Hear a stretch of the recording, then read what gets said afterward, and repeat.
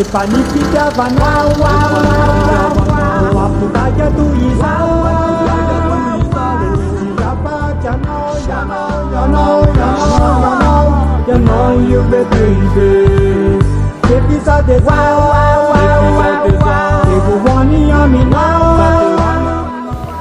olo ty ny aly sy ny vadiko vo nahita ny atsarako sy ny fahaizako miresaka tonga de zakako ny vady heritaony zay de bevoky izy ny andra ilay sy dale am-pianarana no nahitako azy de niaraka enim-bolany zay de bevoky izy ary ny larobotsy